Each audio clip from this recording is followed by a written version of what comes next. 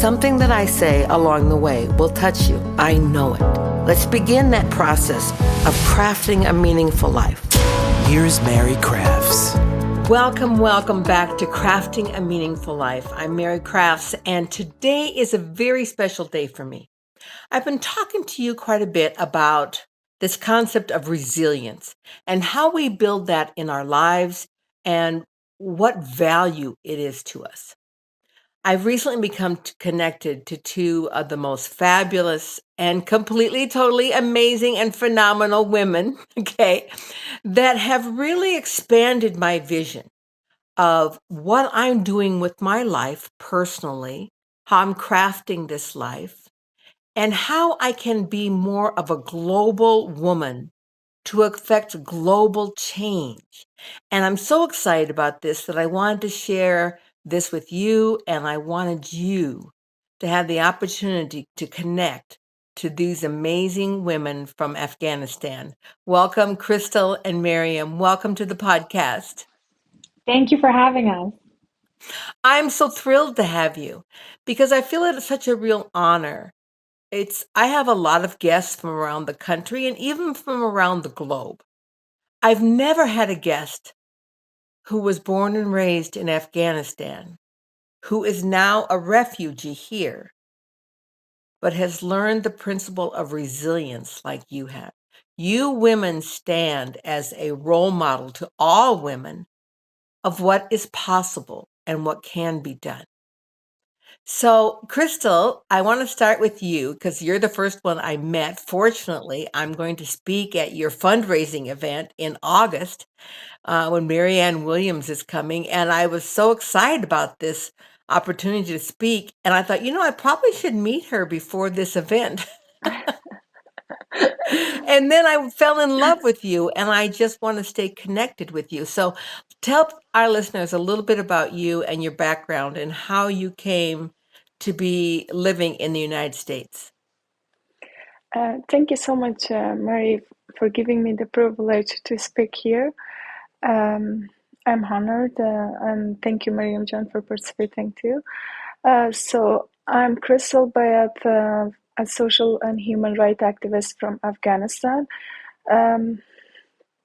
I was a former diplomat in Ministry of Foreign Affairs in Afghanistan, but unfortunately, on August 15, 2021, when the Taliban occupied Afghanistan, for the first few days I was in Afghanistan and fighting for my rights, for my achievements, for the freedom we made over in the presence of United States in Afghanistan.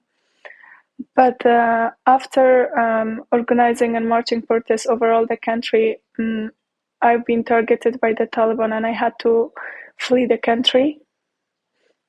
So, I'm sorry. So, I came to United States last sorry. I came to United States last September, and luckily, I'm in Utah and I'm among this amazing women like Mary, Shelley. Though it's very hard to be far from my country, from my motherland, but the warm welcoming, the behavior, the love, and the support of Utahns, especially women in here, it gives me the feeling that I'm not far from my home. One of the things that really took me back was when you were sharing your story with me, and you talked about the growth of women and the acceptance of women in your society from 20 years ago when Americans first came in and began to support politically in Afghanistan to now. And that you were able to have an education, you were able to hold down a job and have a career. You could be out in public without being escorted by a man. You didn't have to veil your face. You were able to function really as most American women function and to experience a lot of the freedoms and joys And in one of your videos I watched, which brought tears to my eyes, you said, and in an instant, that was all gone. Yeah. So, first of all, let me mention that people are thinking inside and outside of Afghanistan that the presence of United States was a waste in Afghanistan.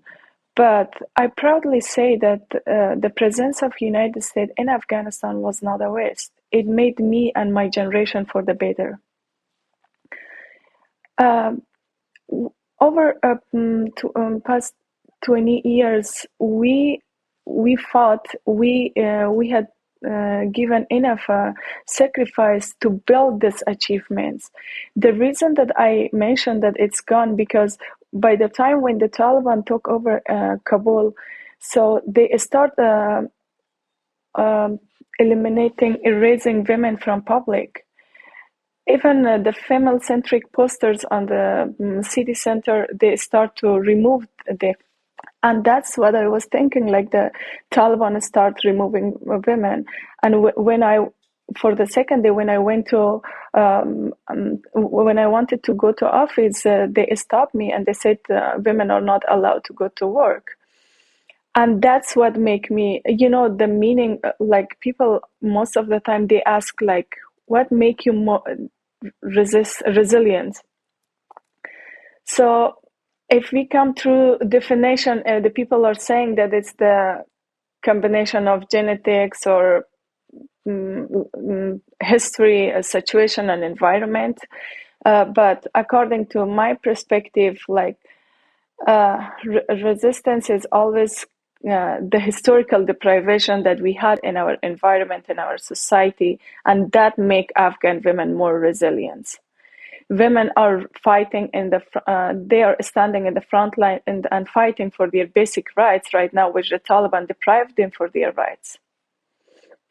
We had the freedom to speak. We had the freedom to express our thoughts. We had the freedom, the women to be like Mariam as a politician, or me as a businesswoman in Afghanistan, or activist. But unfortunately, after the occupation of Afghanistan by the Taliban, we lost all these achievements and freedoms and rights. And it Through was a you, very I was painful moment for every Afghan woman. It was only me to speak on media, but it was the words from the million women from Afghanistan. I can't imagine what that was like to have grown up basically for 20 years with those rights. I can't imagine there being a notice on my front door that says I'm not allowed to leave here now without a man. I can't imagine not being able to do this podcast and speak. I can't imagine that I would not be able to share my opinions and my thoughts just because I am a woman. And through you, fortunately, I was able to meet Miriam, who I have found to be also a bright light. Two Afghan women who are just such bright lights.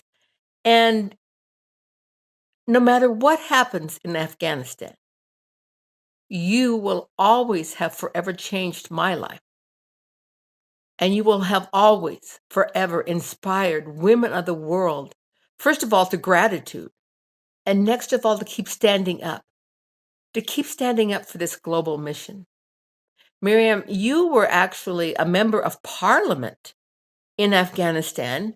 And then, of course, now being a woman, you can no longer hold that position. Talk to me about that. Well, I went through a lot in Afghanistan.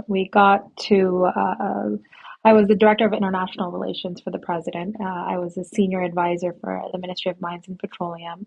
And then the best 2 years of my life were teaching rural women in Afghanistan about awareness, safety, security, and psychological help. And those are the women who basically said that I should be a member of parliament. And they're the women who supported me into getting into parliament, which was some of the best years of my life. I was the deputy speaker for the Commission for Defense. as well. Later on, I became the deputy speaker for the the Commission for Kuchis, Martyred, Disabled, and Refugees. Um, and we passed laws for violence against women. We passed laws protecting children's rights, which was basically the foundational law to stop child marriages. Um, and I was an avid voice against Islamic extremism. We were fighting a war against terror that, for some reason, the world has decided to stop talking about. Like it disappeared, but it hasn't. We were on the front line fighting that war for the world. We had 350,000 brave soldiers who were fighting on the front line, side by side, shoulder to shoulder with the US and with the NATO troops. Um, and 3 days before Kabul fell, I got a phone call from our intelligence agency saying that if I don't leave by the 15th, I would disappear. Thank you for my services. So an American friend of mine bought me a ticket and I left. Um, and since then, I've gone to the UN and I've been screaming on the top of my lungs because the world decided to give an entire country of 40 million people to terrorists. And they keep saying, "Oh, they changed." Throughout these negotiations, they were saying, "Oh, the Taliban have changed. They're not the same." And we were screaming at the top of our lungs that they're the same people. Why are they allowed to rebrand themselves? Are the Nazis going to be allowed to rebrand themselves? Are the KKK going to be allowed to rebrand themselves? Why are the Taliban allowed to rebrand themselves? In the 90s, when they were in power, there were only 30,000 women in the entire country who were allowed to go to school. Women weren't allowed to work. Women were beaten on the streets if even their wrist showed or their ankle showed. And now they're back in power, and slowly their true faces are coming out again. Women are being beat again. Men are being hung on the streets. There's no human rights. There's no women's rights. And now I'm back in Europe, and I'm hopefully having some meetings to try to reinstate the travel ban on the Taliban until human rights are put back in their place. And we're here because you, Mary, are an inspiration to us. You're a woman who supports strong women, and that's what me and Crystal are all about. And your help of amplifying our voice in any way possible to educate other women to stand with us, because that's our duty. Someone was telling me today, they were like, look at these corrupt men. One corrupt warlord man will learn from another one. When you look throughout history, tyrants who ran countries, they'll learn and they'll grow from another tyrant. But that's what we need to do. We need to learn from our mistakes. We need to learn from our struggles, and we need to support one another. And we count on women like yourself, because right now I don't think there's a bigger tragedy in the entire world than what's happening to Afghan women today. The entire over 20 million, 21 million, I believe, women are being completely oppressed. So your voice and the fact that you gave us this platform today means the world to us. Again, thank you, Mary, for having us. Well, I'm the one that's honored. And, I remember how I first got connected to Crystal.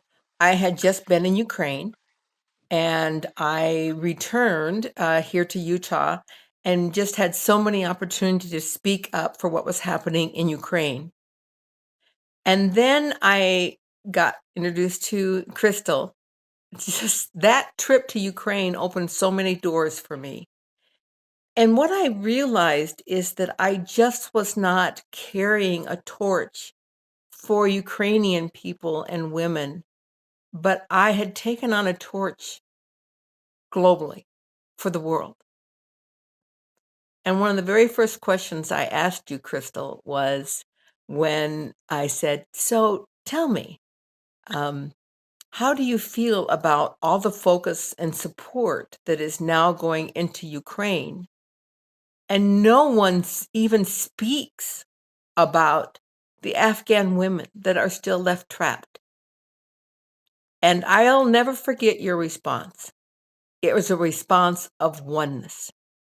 And you said, "I also want us to keep our eyes wide open to all injustices in the world. But that's like saying that there's a limit to love and there's a limit to support. that we can support all. We don't have to choose. We don't have to choose to support Ukrainians and not choose Afghans. We can choose all. And you simply ask that you not be forgotten. And since meeting you, I have to say, I've kind of watched the news. I watch the news every day. I read a lot. And you're right. No one speaks about you anymore. My heart is broken for you. You shared with me that when you left Afghanistan, that 75 of your women supporters that had been just as you were in hiding now and in safe houses, and your fears of what would happen should they be found, that they would be, 1, beaten, 2, gang raped, and then killed. And I was like, oh my gosh, we've got to get these women out. What we gotta help. We have to fund the operations that can go in there and save these women.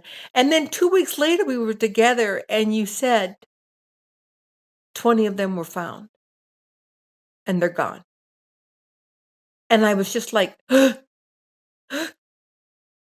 never have them back. Those lives are gone to the world. And yet you didn't give up. You stood up even taller, with more resilience. What can be done? What can be done as we, as women here in the United States, to best support you? Thank you, Mary. I think the best way right now to support these women are not standing only for them, themselves, but they are standing for us too. They fight for the rights we have in this part of the world. Um, I speak every day, every night with those women and giving them hope and giving them, like, telling them continuously that you are the heroes. And I know that it's very hard for them to come out of their home, because out of those 75 women I told you, 16 has been raped by the Taliban. All of them have been tortured by the Taliban. It's hard for me to take those responsibility, but they are unstoppable. They are resilient and they don't want to give up. This is the change we see the world, like how Afghans women are changed and they are not giving up. So we right now we are providing safe houses for them.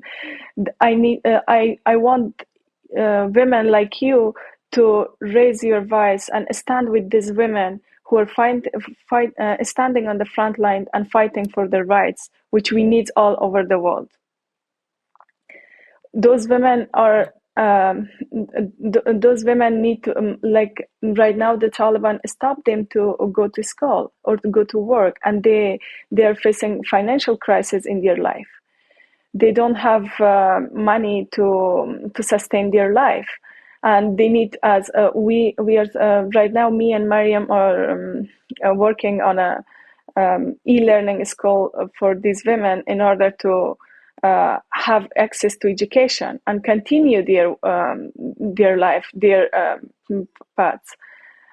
We don't want them to. They should give up or stop.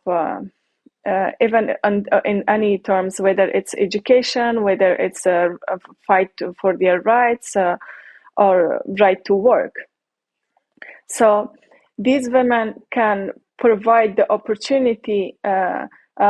Recently I established my foundation, so that through the foundation we have a small projects that support these activists and the women who are in Afghanistan, and they don't want to even come out of Afghanistan but want to continue their fights inside of Afghanistan.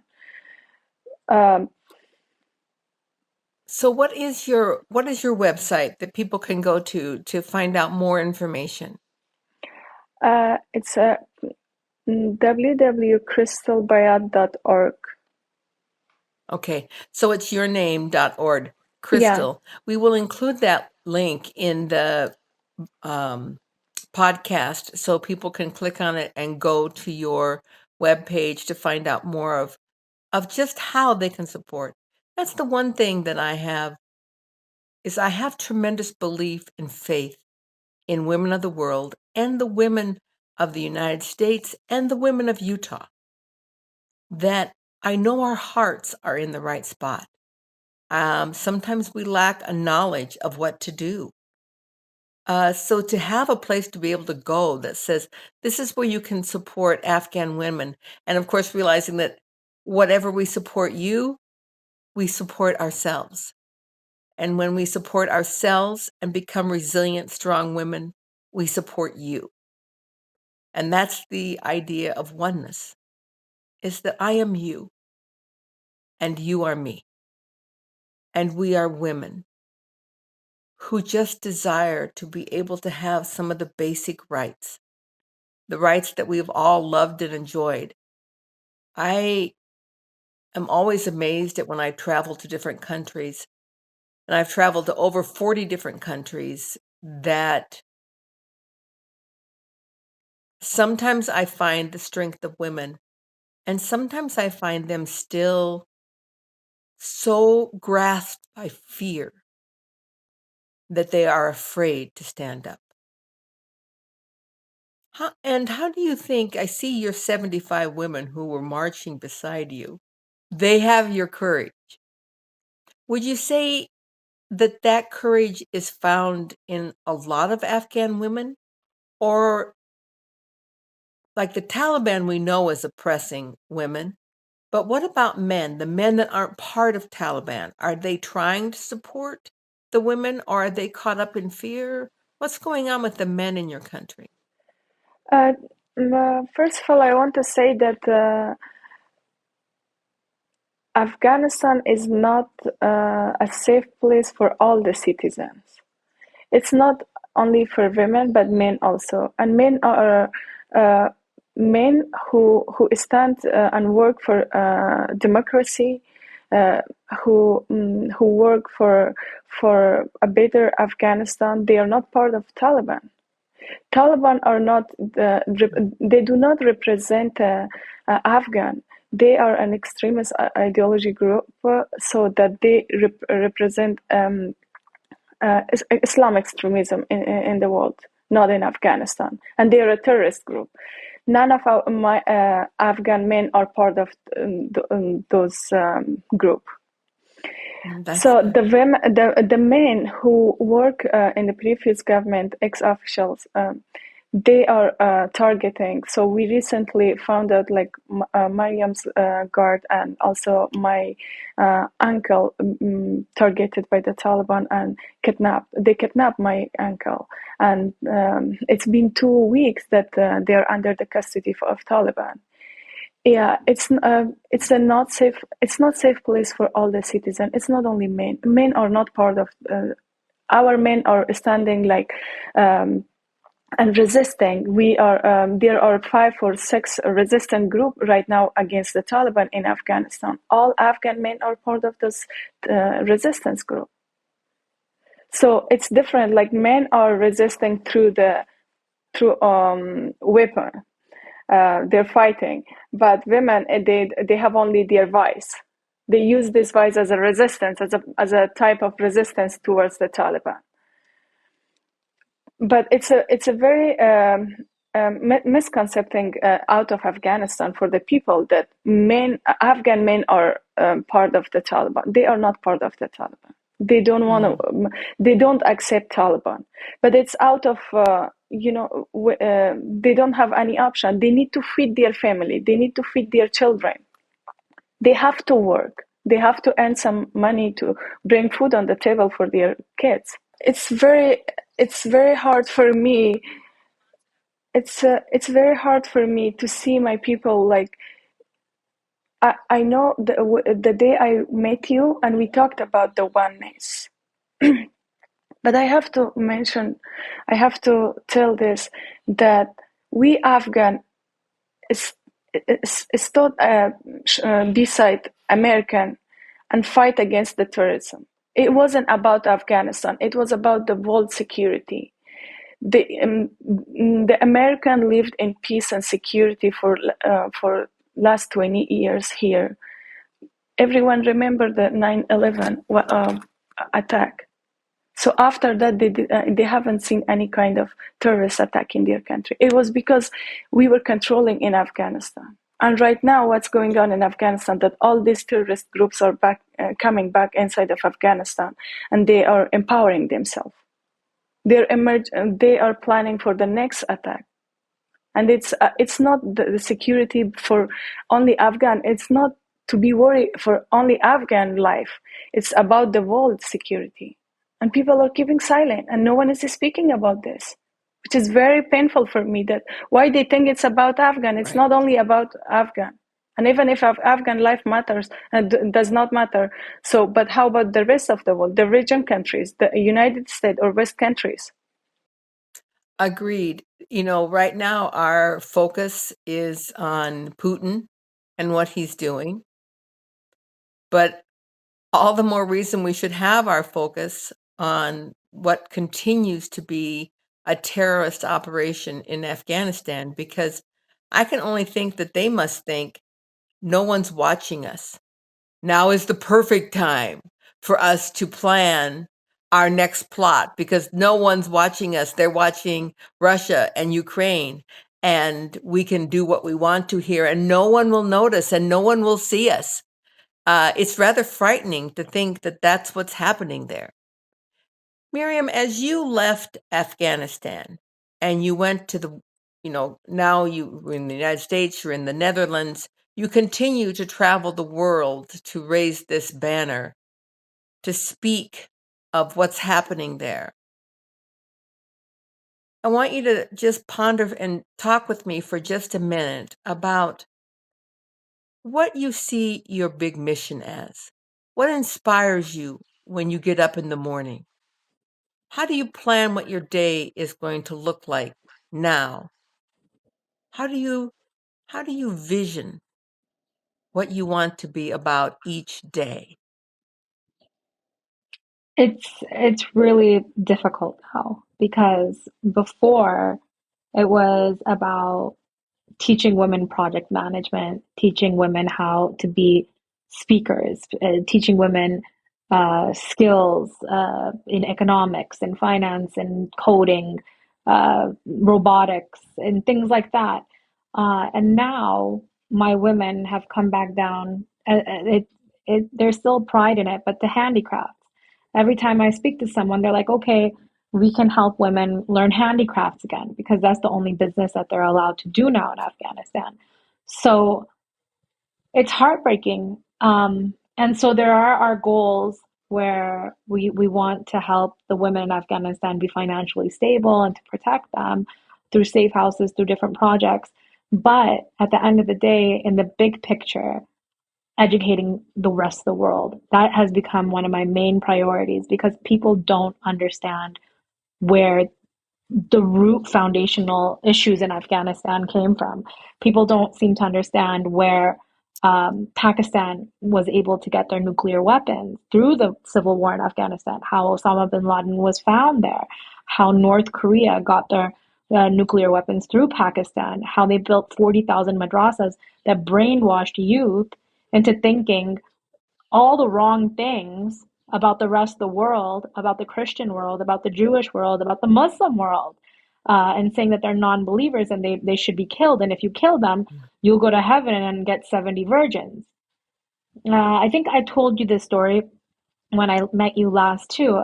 There was a friend of mine, Matt Zeller, who was a soldier with the U.S., and his Afghan partner had saved his life many times. And he asked them, how can you be saving my life every day? And that man over there, he's a Talib and he's from your same tribe, he's from your same area, and he's trying to kill me. How is that happening? He said, well, I'm with you because of my mother's prayers. And he said, well, what about that guy? He said, well, that guy's fighting against you because of his mother's prayers too. He said, well, what's the difference? He said, well, my mother was not illiterate. My mother could read the book. My mother could tell me that knew the difference between right and wrong. and what I should be doing and I shouldn't. She had common sense to tell me what's going on. His mother was illiterate. So whatever the terrorists told them, whatever the bad guys told them, she was able to believe. So education, educating the people, and to make them understand that we're the same. We're the same as you are. And the way that Afghan people appreciate it, um, the America's presence in the United States, I don't think the Americans really know how much that was appreciated and how much of a difference it made in the entire world. And now, the reason you're not hearing as many voices coming out of Afghanistan is because the people of Afghanistan feel abandoned. They think, okay, if I like an abused woman, if I raise my voice and tell these people what's really going on here, and I know no one is going to help me, no one's going to save me from this abusive man, right? Why should I say the truth? She'll lie and she'll say, "Oh, no, he treats me great. He treats me well. There's no abuse happening in my house." Because that's what's happening to the Afghan people. They're being held hostage. And so spreading the voice, learning about, spreading the knowledge, raising our voices, letting people know what's really happening in Afghanistan, and supporting the Crystal Bayat Foundation, where you can help women in safe houses, you can help women with education. It'll be making a huge difference because right now, the women who were in the safe houses and now that are roaming around the streets, they can't go back to their homes because they're afraid of being killed by their families or the Taliban. They're purposely doing crimes to get arrested and be put in jail. So there has to be a mechanism to help these women, and I believe in the oneness as well, and I believe that with through all these powerful women, all these amazing women in the United States and all over the world, I think that we can make a big difference. So that's what motivates me throughout the day. I think about the two of you. The two of you are now escaped the Taliban regime. You are now living as women citizens of the world. And yet, you are not like, okay, well, let's get on with my life. And I'm going to have this job, and I guess I'm going to do this career. You have not forgotten. You remember. You have not forgotten your women who are still there. Your desire is not to come here and live as a permanent citizen of the United States or of the world. Your desire is to fix the situation in Afghanistan and to be able to return and help all women rise up. You have not forgotten what you're about and who you are and who you left behind. That is something to be admired, something to be really put on a pedestal. I think you are some of the most resilient women I've ever met in my life. And I talked last week in my podcast about resiliency. And one of the things that I thought built resilience is when someone else is depending on you. You become stronger, you become more capable, you can bounce back better.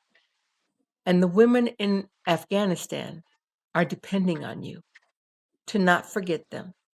They're depending on you to remain strong. They're depending on you to be their voice out to the world.